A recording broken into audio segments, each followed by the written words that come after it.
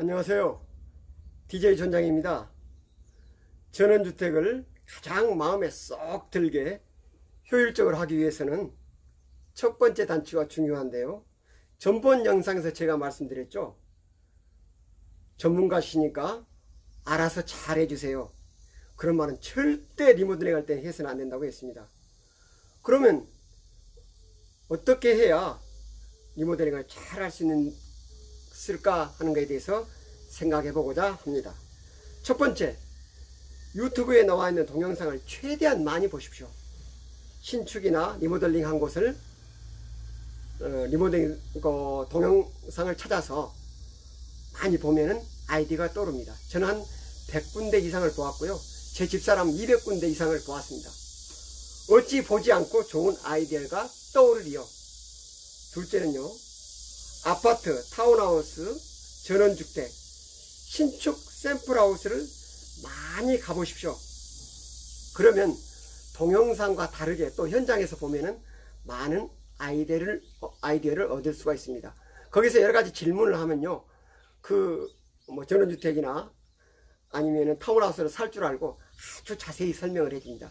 거기서 많은 아이디어를 얻으면 되겠습니다. 세 번째로, 잘 지어진 지인들의 집을 방문해 보십시오. 그리고 지인한테 이 집 참 좋습니까? 그러면 단점들을 몇 가지 이야기합니다. 그러면 그 지방에서 꼭 지켜야 할 것들에 대해서 알려줍니다. 그럼 이런 것들 적어놨다가 리모델링 할 때 참고하면 아주 중요한 자료가 됩니다. 네 번째로, 리모델링 전문 업체가 지금 시공하고 있는 곳에 한번 가보십시오. 어떻게 시공하고 있는가, 어떤 식으로 하고 있는지에 대해서 알아보면은 많은 참고가 됩니다. 그 업체한테 이야기를 하면 잘 보여줍니다.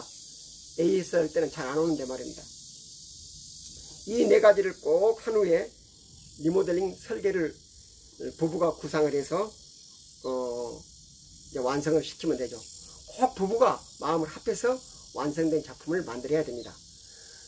그럼 다음에 이제 어떻게 할 것이냐에 대해서 이제 첫 번째로 리모델링의 중요도를 먼저 선정을 해야 됩니다. 저희 같은 경우 이렇게 했습니다. 제일 중요한 게 거실, 다음에 창문의 위치와 크기, 주방, 화장실, 욕실, 방, 세탁실, 창고, 데크, 출입문. 그런데 창고가 뒤로 밀렸는데요.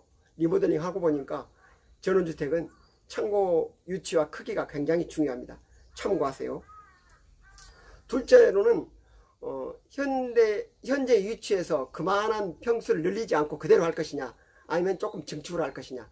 증축하려면 꼭 설계사에 부탁을 해서 그 법적인 절차를 밟은 다음에 하는 게 좋습니다. 나중에 팔아먹을 때 그만한 가치가 꼭 올라갑니다. 셋째로, 왜 해야 하는가에 대해서 꼭 정해야 됩니다. 저희들은 제일 중요한 게 단열, 너무 추워요 겨울에. 그 다음에 창틀에서 바람이 많이 들어오는 창틀 교체, 그 다음에 벽체가 습기를 잘 이렇게 먹을 수 있는지, 또 배출할 수 있는지 그걸 따졌고요. 그 다음에 구조를 어떻게 약간 변경할 것이냐, 그 다음에 지붕이 노후돼서 지붕을 교체하려고 했습니다.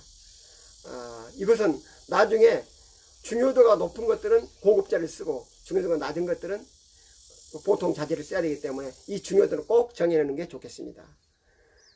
네 번째는 특히 베이비부머 세대들은 건강에 신경을 써야 됩니다. 그래서 꼭 벽체는 제가 추천하고 싶은 것은 편백나무나 삼나무를 쓰시면, 또 요즘 또 그 다음에 황토도 쓰시기도 하는데, 제가 봤을 때는 경제적으로 편백의 3분의 1 가격인 삼나무로 벽과 천장을 해놓으면 3분의 1 가격으로 아주 좋은 핀토치드가 나오는 벽체를 만들 수 있겠습니다. 다섯 번째는 난방을 잘 선택해야 됩니다. 가스, 기름 보일러, 전기 이런 것들이 있는데요. 저희는 난방은 기름 보일러, 그 다음에 샤워하는 이 온수는 순간 온수기를 사용을 했습니다. 베이비부머 세대들은 난방은 꼭 이렇게 추천하고 싶습니다. 난방은 어떤 방법대로 하는데요. 중요한 것은 꼭 흙침대를 넣으십시오. 그래서 난방의 완성을 해야 됩니다. 이게 종결입니다.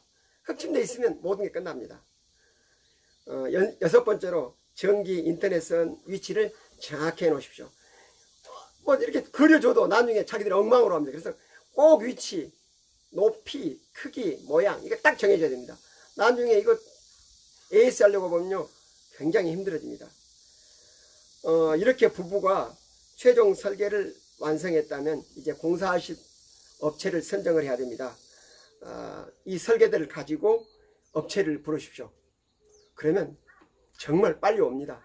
그래서 나는 이 설계도로 이러한 스펙을 가지고 리모델링 하고 싶다 하면은 그 견적을 내주십시오 하고 할 때 꼭 2군데 이상을 받으십시오.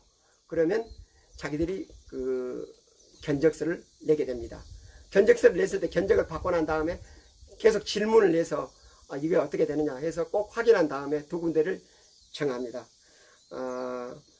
그렇게 하면은 내가 총 얼마 해야 되겠다 하는 그 예상 금액이 있죠. 예상 금액이 있는데 너무 견적이 많다 하면은 아까 좀 중요도를 해놨지 않습니까? 중요도 뒤에 있는 부분들을 안 하고 또 어떻게 할 것이냐에 대해서 또 약간 고급자재보다 약간 저급자재, 또 맨하우가 좀 적게 들어가는 이렇게 해서 딱 정해서 설계와 이제 총 금액을 왁구를 완전히 정하는 것입니다. 그렇게 했을 때 이제 업체를 선정하고 이제 공사를 시행하는 거죠. 여기서 그러면 어떤 방법으로 여기까지 정했는데 어떤 방법으로 리모델링 하는 총 금액을 줄일 것이냐, 제가 했던 방법입니다. 다음 시간에 이것을 말씀드리도록 하겠습니다. DJ 촌장이었습니다. 감사합니다.